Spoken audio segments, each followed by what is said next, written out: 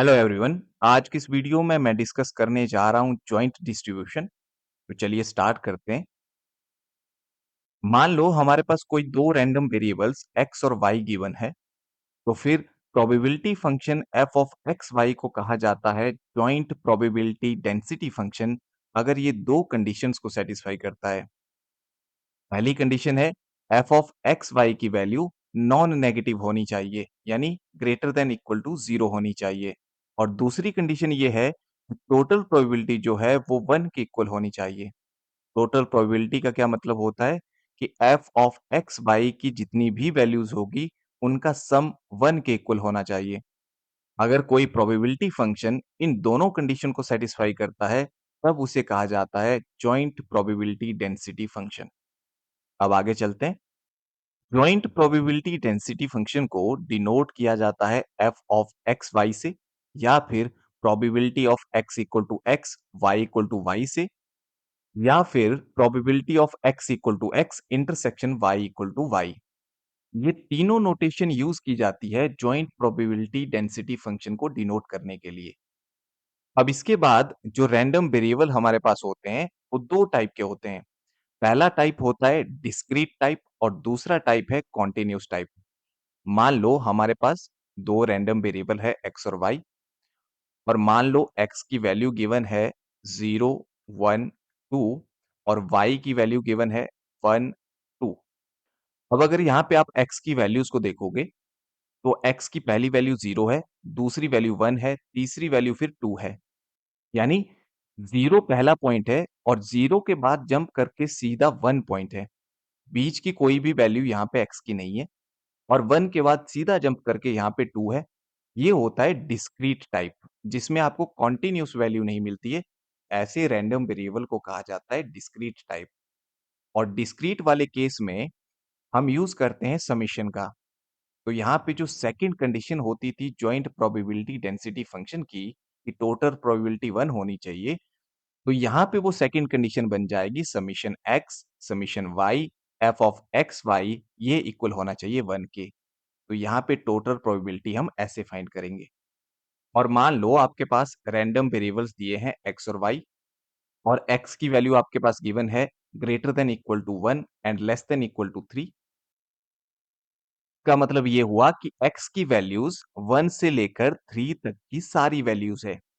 तो यहाँ पे बीच में कोई भी पॉइंट स्किप नहीं हुआ। ये कॉन्टिन्यूस टाइप आ जाता है फिर कि 1 से लेकर 3 तक की सारी वैल्यूज x की होगी। तो ये हमारा होता है कॉन्टिन्यूस टाइप। तो कॉन्टिन्यूस टाइप में joint probability density function find करने के लिए हम यूज करेंगे इंटीग्रेशन का। और यहाँ पे जो सेकंड कंडीशन थी टोटल प्रोबेबिलिटी इक्वल टू 1 की, वो कंडीशन ये बन जाएगी। तो यहाँ से हमने क्या देखा कि अगर हमारे पास डिस्क्रीट रैंडम वेरिएबल होंगे तो हम समेशन का यूज करेंगे, और अगर हमारे पास कॉन्टिन्यूस रैंडम वेरिएबल होंगे तो हम इंटीग्रेशन का यूज करेंगे। तो चलिए अब इसके कुछ एक क्वेश्चंस कर लेते हैं। फर्स्ट क्वेश्चन कह रहा है कि x and y be two random variables having joint density function f of x Y equal to this, और हमें इसमें ये तीन प्रोबेबिलिटीज फाइंड करनी है। ये क्वेश्चन एचपीयू में काफी बार पूछा गया है। तो चलिए इसका सॉल्यूशन स्टार्ट करते हैं। सॉल्यूशन हमारे पास गिवन है, given joint probability density function, और उसकी वैल्यूज दे रखी है हमारे पास f of x comma Y की। पहली वैल्यू है 1/8 6 माइनस एक्स माइनस वाई। जब x की value greater than equal to 0 है और लेस देन 2 है, और साथ में y की value greater than equal to 2 है एंड लेस देन 4 है, और दूसरी वैल्यू फंक्शन की दे रखी है 0 अदरवाइज। और पहली जो प्रोबेबिलिटी हमें फाइंड करनी है वो है probability of x less than 1 intersection y less than 3।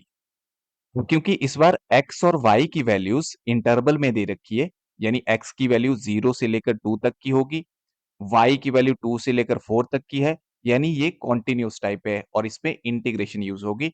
तो यहां से हमें ये प्रोबेबिलिटी मिल जाएगी डबल इंटीग्रेशन। x की लिमिट हमारे पास दे रखी है 0 से 2, लेकिन यहाँ पे कह रहा है कि x जो है वो लेस देन 1 होना चाहिए। लेस देन 1 का मतलब है इसकी अपर लिमिट 1 होनी चाहिए। यहाँ पे अपर लिमिट फिक्स कर दी कि x जो है वो 1 से छोटा होना चाहिए और x की जो लोअर लिमिट है जिसके लिए नॉन ज़ीरो फंक्शन है वो 0 है, तो लोअर लिमिट x की 0 होगी। अब इसी तरह से यहाँ पे दे रखा है कि y जो है वो लेस देन 3 होना चाहिए, 3 से कम होना चाहिए, तो y की अपर लिमिट 3 दे रखी है, 3 से कम होना चाहिए। कितना कम हो सकता है y? तो लोअर लिमिट y की यहाँ पे गिवन है हमारे पास 2, तो y की लोअर लिमिट होगी 2। ये हमें यहाँ से लिमिट मिल जाएगी और साथ में हम आगे फंक्शन लिखेंगे। नॉन ज़ीरो फंक्शन ये दे रखा है हमारे पास, तो फंक्शन की value 1/8 6 minus x minus y। अब ये वाली जो लिमिट थी वो y की लिमिट थी इसलिए पहले dy आएगा। पहले इंटीग्रेशन y के रिस्पेक्ट में होगी, फिर dx आएगा। अब इसे सॉल्व करते हैं। अब यहाँ से हमें मिल जाएगा 1/8 बाहर निकाल दिया, 0 से 1 इंटीग्रेशन करेंगे 6 की विद रिस्पेक्ट टू y, तो यहाँ से मिलेगा 6y, x की इंटीग्रेशन आ जाएगी xy माइनस y की इंटीग्रेशन y के रिस्पेक्ट में होगी y स्क्वायर बाई 2 और इसकी लिमिट रहेगी 2 से लेकर 3 तक, बाहर रहेगा dx। यहाँ से हमें क्या मिलेगा 1/8 हमारा बाहर है 0 से 1। अब हम अपर लिमिट पुट करेंगे 3 y की जगह पे क्योंकि इंटीग्रेशन y के रिस्पेक्ट में हुई है, तो यहाँ पे y की जगह 3 रखेंगे, 6 3 ज़ा 18 होता है, आगे 3x मिल जाएगा, यहाँ पे हमें आगे मिल जाएगा 3 का स्क्वायर यानी 9/2 माइनस आगे लोअर लिमिट y की जगह पे रखेंगे 2, तो यहाँ से हमें मिल जाएगा 6 2 ज़ा 12 माइनस 2x माइनस और यहाँ से हमें मिलेगा 2 का स्क्वायर 4 डिवाइडेड बाई 2 यानी 2 और बाहर रहेगा dx। अब इसे आगे सॉल्व करते हैं। अब यहाँ से हमें मिल जाएगा 1/8 इंटीग्रेशन फ्रॉम 0 से 1। यहाँ पे हमारे पास है 18 आगे माइनस 3x माइनस 9/2 और यहाँ पे 12 माइनस 2 होता है 10, बाहर माइनस है तो ये आ जाएगा माइनस 10। यहाँ पे माइनस 2x है, बाहर वाले माइनस से ये प्लस 2x हो जाएगा और बाहर dx which is equal to यहाँ से हमें मिलेगा 1/8 0 से 1 यहाँ पे लिमिट रहेगी। अब यहाँ पे है 18 माइनस 10 ये हो जाएगा 8 माइनस 9/2 और साथ में है। अब यहाँ से 2 इधर मल्टीप्लाई करेगा 8 2 ज़ा 16 माइनस 9/2 यानी यहाँ से हमें मिलेगा 7/2 और 2x माइनस 3x होता है माइनस x, ये हमारे पास आ जाएगा। अब आगे चलते हैं। यहाँ से हमें मिल जाएगा 1/8 7/2 की integration with respect to x होगी 7/2x माइनस x की होगी x स्क्वायर बाई 2, लिमिट रहेगी 0 से 1 which is equal to 1/8। Upper limit 1 put करेंगे x की जगह पे क्योंकि इस बार x से इंटीग्रेशन हुई है, तो 1 यहाँ पे रखेंगे 7/2 हमें मिल जाएगा माइनस आगे मिलेगा 1/2 हमें और लोअर लिमिट 0 रखेंगे x की जगह पे तो यहाँ पे 0 हो जाएगा, यहाँ पे भी 0 हो जाएगा, तो आगे हमें 0 माइनस 0 मिलेगा। अब इसे अगर सॉल्व कर देंगे तो यहाँ से मिल जाएगा 1/8 अंदर 7/2 में से 1/2 माइनस करेंगे तो वहां पे रह जाएगा 6/2 यानी 3। तो यहाँ से हमें वैल्यू मिलेगी 2 से 6 कैंसिल 3/8। तो ये हमारा पहली प्रोबेबिलिटी का आंसर है। अब आगे चलते हैं सेकंड पे। सेकंड हमें प्रोबेबिलिटी फाइंड करनी थी, probability of x plus Y less than 3 की। तो यहां से इसकी वैल्यू होगी डबल इंटीग्रेशन, फंक्शन हमारे पास था 1/8 6 minus x minus Y D Y D X.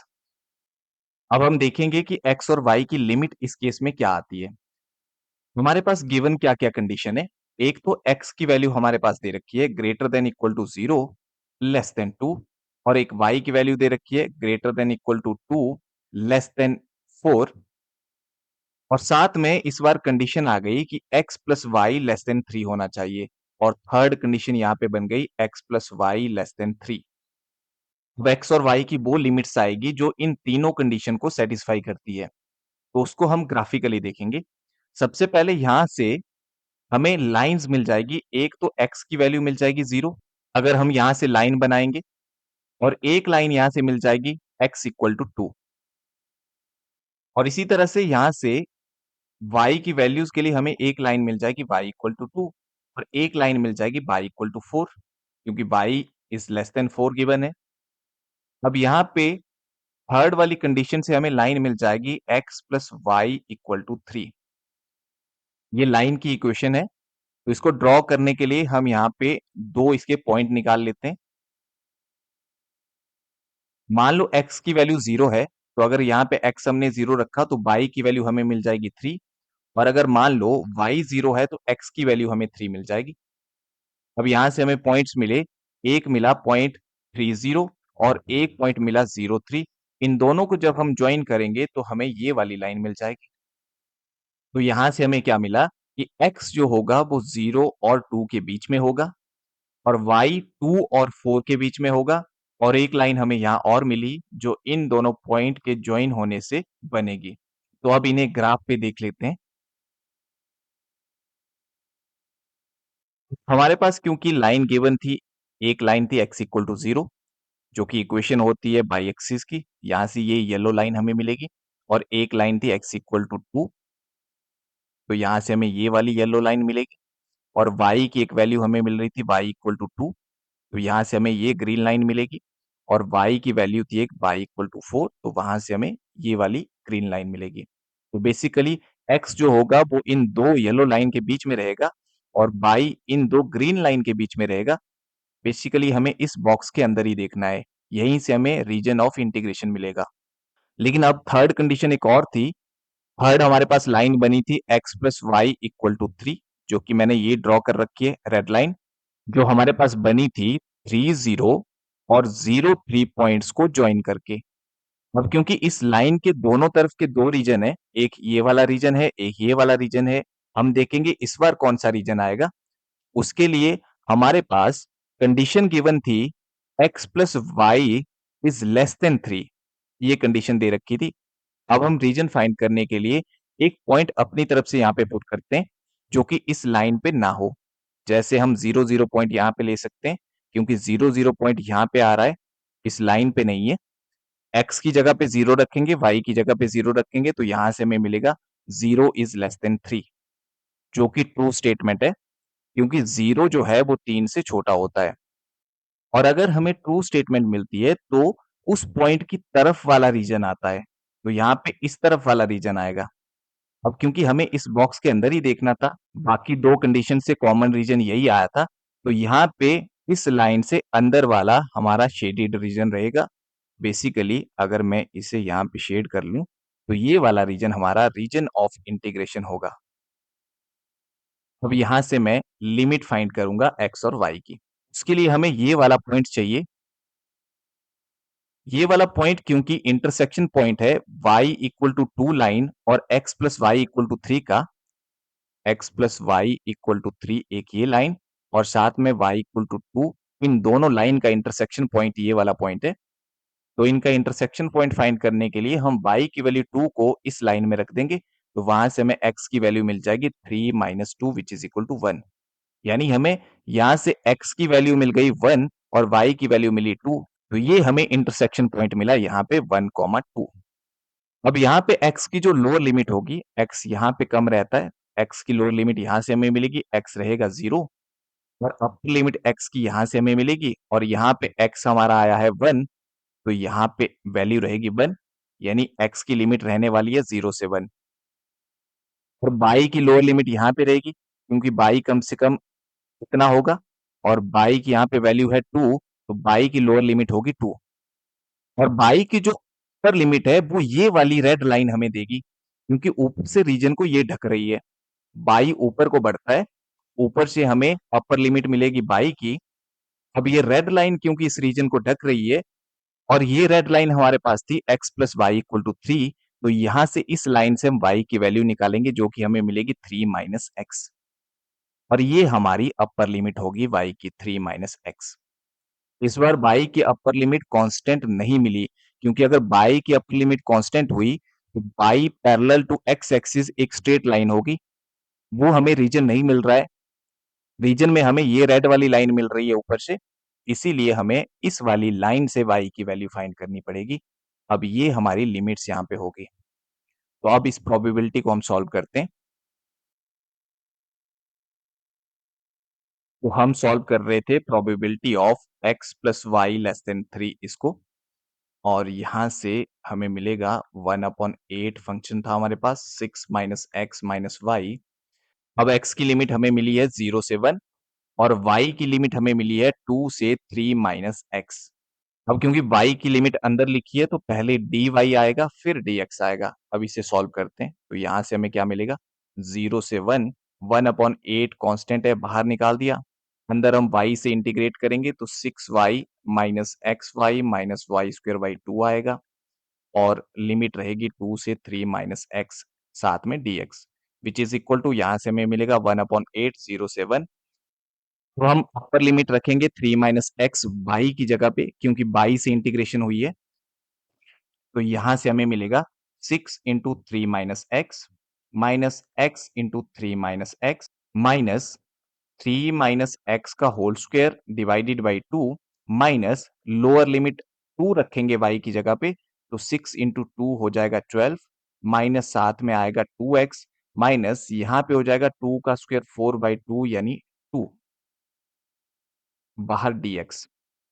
अब यहां से हमें मिलेगा 1/8 इंटीग्रेशन फ्रॉम 0 से 1 6 से अंदर मल्टीप्लाई कर देंगे 6 3 जा 18 माइनस 6x माइनस x से मल्टीप्लाई किया तो minus 3x plus x square आ जाएगा माइनस यहाँ पे a माइनस बी के होल स्क्वायर का फॉर्मूला लगाएंगे 3 का स्क्वायर हो जाएगा 9 बाहर माइनस है तो minus minus x square plus 6x और नीचे 2 था तो यहाँ पे भी 2 रहेगा यहाँ भी 2 रहेगा और यहाँ पे भी 2 आएगा माइनस से ब्रैकेट ओपन होगा 12 माइनस 2 होता है 10 तो आएगा -10 और साथ में प्लस 2x बाहर dx। अब आगे चलते हैं अब यहां से हमें मिलेगा 1/8 इंटीग्रेशन फ्रॉम 0 से 1। अब यहाँ पे x की सबसे बड़ी पावर एक्स स्क्वायर है जो यहाँ पे और यहाँ पे दो जगह है x square minus x square by 2 यहां से हमें मिलेगा एक्स स्क्वायर बाई 2। तो x वाली टर्म देख लेते हैं यहाँ पे -6x -3x ये हुआ -9x प्लस 2x करेंगे तो -7x आएगा और -7x प्लस 6x/2 इसे सॉल्व करेंगे यहां से हमें मिलेगा -4x। 18 माइनस 10 होता है 8 8 माइनस 9/2 होता है 7/2 तो यहां से मिलेगा 7/2 बाहर आएगा dx। अब यहां से हमें क्या मिलेगा 1/8 एक्स स्क्वायर की इंटीग्रेशन करेंगे एक्स के रिस्पेक्ट में तो एक्स क्यूब बाई 3 आएगा नीचे 2 है तो यहाँ पे 6 हो जाएगा आगे 4x स्क्वायर बाई 2 हो जाएगा साथ में 7/2x ये आ जाएगा और लिमिट रहेगी 0 से 1 और यहां से हमें मिलेगा 1/8 अंदर अपर लिमिट x की जगह पे 1 रखेंगे तो 1/6 हमें मिल जाएगा आगे हमें मिलेगा -4/2 और प्लस 7/2 माइनस लोअर लिमिट में x की जगह 0 रखेंगे तो यहाँ 0 हो जाएगा यहाँ पे 0 हो जाएगा यहाँ पे 0 हो जाएगा तो यहाँ से हमें मिलेगा 1/8 और यहाँ पे एलसीएम 6 2 और 2 का एलसीएम आ जाएगा 6 यहाँ पे आएगा 1 इधर आएगा 12 और आगे आएगा 21 और यहाँ से हमें मिलेगा 21 + 1 22 - 12 यानी 10 नीचे आ जाएगा 8 × 6 5 2 जा 10 3 2 जा 6 तो यहां से मिला 5/24 तो ये हमारा इस लिमिट का आंसर रहेगा। अब आगे चलते हैं थर्ड प्रोबेबिलिटी पे। अब थर्ड जो प्रोबेबिलिटी हमें फाइंड करनी है वो है conditional probability of x less than 1 when y less than 3 is given. अब कंडीशनल प्रोबेबिलिटी का सिंगल वेरिएबल में जो फॉर्मूला रहता था वो क्या होता था मान लो हमारे पास a और b दो इवेंट है और हमें कंडीशनल प्रोबेबिलिटी निकालनी हो conditional probability of a when b is given तो ये इक्वल होती थी probability of a intersection b upon probability of b के इंटरसेक्शन की प्रोबेबिलिटी आती है और नीचे जो गिवन इवेंट हो उसकी प्रोबेबिलिटी आती है तो यहाँ पे फॉर्मूला क्या बनेगा यहाँ पे फॉर्मूला बनेगा probability of x less than 1 intersection by less than 3 ऊपर आएगी इंटरसेक्शन की प्रोबेबिलिटी और नीचे आएगी प्रोबेबिलिटी ऑफ जो गिवन है y लेस देन 3 इसकी। ये वाली प्रोबेबिलिटी तो हमने पहले केस में फाइंड कर ली जिसमें इसका आंसर आया था 3/8। अब हमें ये वाली प्रोबेबिलिटी फाइंड करनी है और यहां से हमें ये कंडीशनल प्रोबेबिलिटी मिल जाएगी।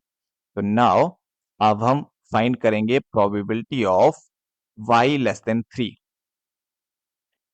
इसको हम नाम देके रखते हैं नंबर 1।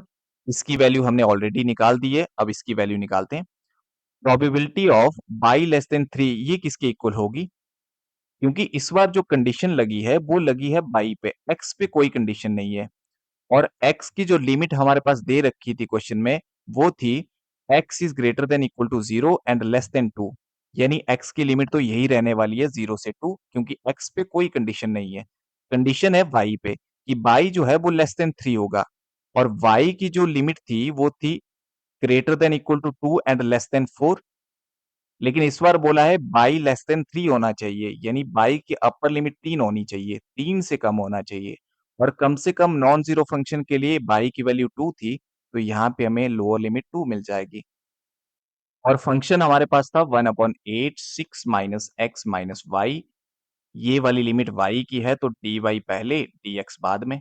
अब इसे सॉल्व करते हैं,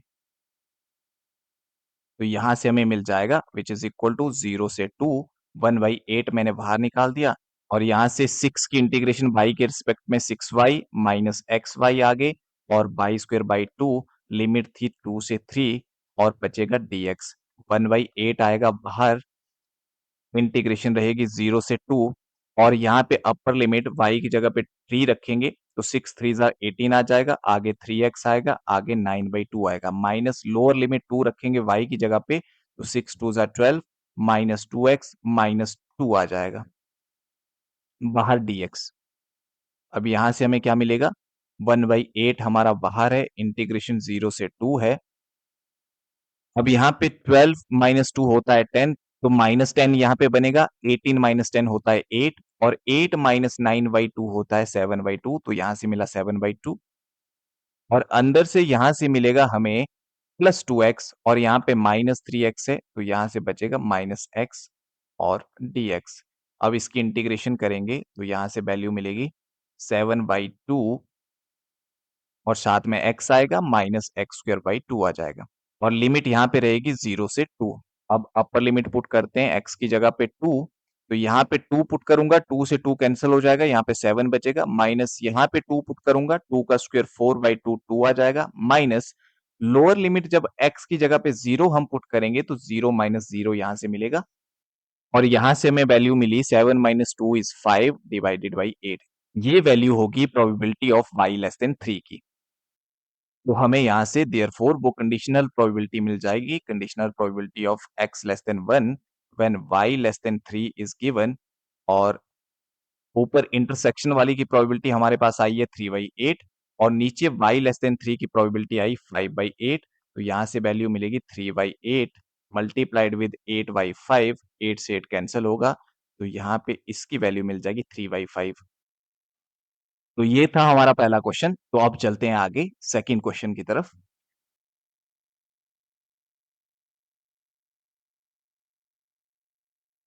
सेकंड क्वेश्चन में हमारे पास joint probability density function f of x y दे रखा है 2 के इक्वल, और साथ में कंडीशंस दे रखी है कि x ग्रेटर देन 0 होना चाहिए, y ग्रेटर देन 0 होना चाहिए, और साथ में x plus Y less than 1 होना चाहिए। और हमें प्रोबेबिलिटी फाइंड करनी है x लेस देन 2y की। सॉल्यूशन गिवन हमारे पास जॉइंट प्रोबेबिलिटी डेंसिटी फंक्शन दे रखा है f of x Y equal to 2, और कंडीशंस दे रखी है x is greater than 0, y is greater than 0, x plus Y is less than 1। और हमें प्रोबेबिलिटी फाइंड करनी है probability of x less than 2y की। अब क्योंकि इस बार रैंडम वेरिएबल x और y की जो वैल्यूज है वो कॉन्टिन्यूस है, क्योंकि x की वैल्यू 0 से बड़ी है, यानी यहाँ से हमें इंटरवल मिलेगा 0 टू इन्फिनिटी। यहाँ हमें कॉन्टिन्यूस वैल्यूज मिल रही है, इसीलिए हम यूज करेंगे इंटीग्रेशन का। और हमारे पास फंक्शन की वैल्यू दे रखी है 2,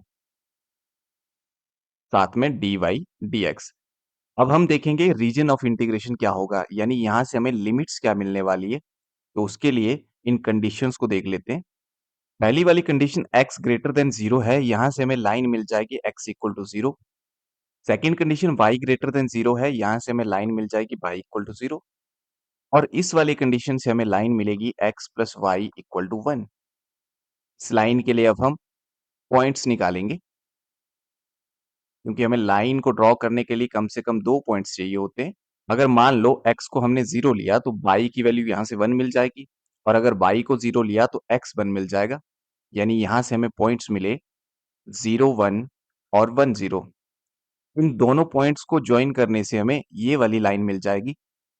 अब क्योंकि प्रोबेबिलिटी हमें फाइंड करनी है x लेस देन 2y की, तो यहाँ से हमें एक लाइन मिल गई x इक्वल टू 2y। इस प्रोबेबिलिटी को फाइंड करने के लिए हमें इस कंडीशन को भी देखना पड़ेगा। अब इस लाइन को ड्रॉ करने के लिए भी हमें पॉइंट्स चाहिए x, y। मान लो मैंने y को 0 लिया, x भी हमें यहाँ से 0 मिल जाएगा। अगर मैंने y को 1 लिया, x हमें मिल जाएगा 2। तो यहाँ से हमें पॉइंट्स मिले 0, 0 और 2, 1। इन दोनों पॉइंट्स को जॉइन करने से हमें ये वाली लाइन मिल जाएगी। अब इसका ग्राफ बना लेते हैं।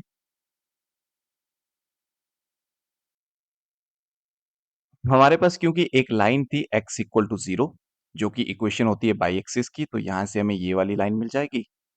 और एक लाइन हमारे पास थी y इक्वल टू 0, जो कि इक्वेशन होती है x एक्सिस की, तो यहाँ से हमें ये वाली लाइन मिल जाएगी। और एक लाइन हमारे पास थी x plus Y equal to 1, जो कि पॉइंट्स 0, 1 और 1, 0 को ज्वाइन करके बनी थी। तो ये वाली yellow line x plus Y equal to 1 होगी।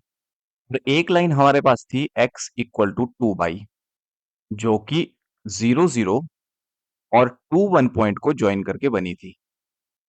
कंडीशन हमारे पास पहली थी कि x जो है वो ग्रेटर देन 0 होना चाहिए। x ग्रेटर देन 0 होता है इस तरफ को अंदर वाली तरफ, यानी इस x इक्वल टू 0 लाइन के लिए ये वाला रीजन आएगा अंदर वाला। और दूसरी कंडीशन थी कि y जो है वो ग्रेटर देन 0 होना चाहिए, यानी इस नीचे वाली लाइन के लिए ऊपर वाला रीजन आएगा, क्योंकि y पॉजिटिव होता है ऊपर को। x plus Y equal to 1 के लिए हमारे पास कंडीशन थी कि x प्लस वाई जो है वो लेस देन 1 होना चाहिए। और यहां से हमें ये वाली येलो लाइन मिली है। अब इसके लिए हम देखेंगे कि कौन सा रीजन आएगा। तो यहाँ पे हम इसके लिए क्या करते हैं, एक पॉइंट उठाते हैं जो इस लाइन पे ना हो, सबसे अच्छा रहता है 0, 0। अब 0, 0 क्योंकि इस लाइन पे नहीं है पॉइंट, इसीलिए हमने 0, 0 उठाया। अब x और y की जगह मैं 0, 0 रखूंगा, तो यहाँ से हमें मिलेगा 0 इज लेस देन 1, जो कि ट्रू स्टेटमेंट होती है। और अगर हमें ट्रू स्टेटमेंट यहाँ से मिलती है, तो उस पॉइंट की तरफ वाला रीजन आता है, यानी इस लाइन के लिए 0, 0 की तरफ वाला रीजन आएगा, ये वाला रीजन। अब हम देखेंगे x इक्वल टू 2y के लिए। x इक्वल टू 2y के लिए कंडीशन थी कि x जो है वो लेस देन 2y होना चाहिए। अब इसके लिए भी हम एक पॉइंट उठाएंगे। अब 0, 0 क्योंकि इस बार इस लाइन पे आ रहा है, यहाँ पे, इसको हम नहीं उठा सकते। अब कोई और पॉइंट हम उठाएंगे। मान लो मैं ये वाला पॉइंट ले रहा हूँ 1, 0। तो अगर मैं यहाँ पे x को 1 रखूंगा, यहाँ पे पॉइंट मैंने लिया 1, 0, x को अगर 1 रखूंगा, y को 0 रखूंगा, तो यहाँ से मुझे ये मिला, जो कि फॉल्स स्टेटमेंट होती है। अगर ये फॉल्स स्टेटमेंट यहाँ से मिली, तो जो रीजन आएगा वो पॉइंट के बाहर की तरफ का आएगा। यहाँ पे इस लाइन के लिए जो रीजन आएगा वो अवे फ्रॉम द पॉइंट आएगा, यानी ये वाला रीजन। अब अगर आप सभी कंडीशन का कॉमन रीजन देखेंगे, अब इस लाइन के लिए अंदर वाला रीजन आया था, इस लाइन के लिए ऊपर वाला रीजन आया है, इसके लिए ये वाला रीजन आया है, नीचे वाले के लिए भी ऊपर वाला रीजन आया है। तो यहाँ से ये अंदर वाला जो रीजन है वो हमारा कॉमन शेडेड रीजन होगा। इसे मैं शेड कर लेता हूँ। तो यहाँ से हमें रीजन मिला ये वाला।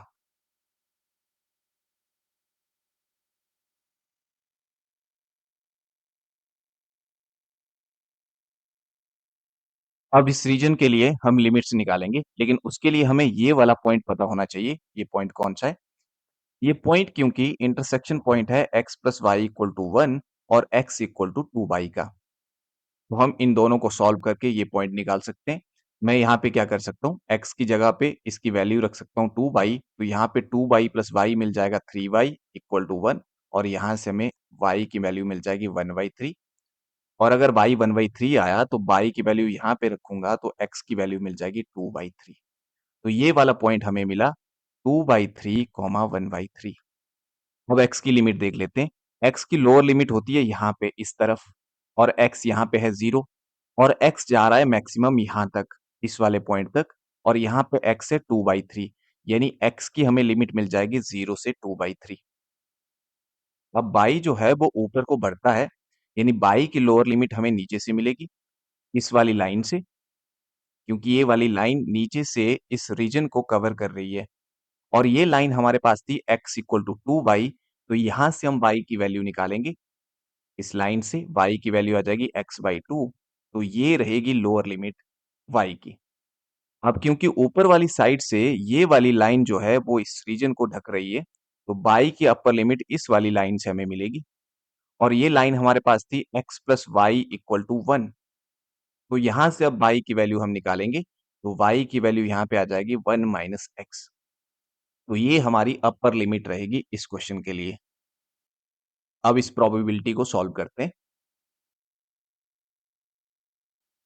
हमें प्रोबेबिलिटी फाइंड करनी थी, probability of x less than 2y, और यहाँ पे हमें लिमिट मिली है, x की लिमिट हमें मिली थी 0 से लेकर 2/3 और y की लिमिट हमें मिली है x/2 से 1 माइनस x।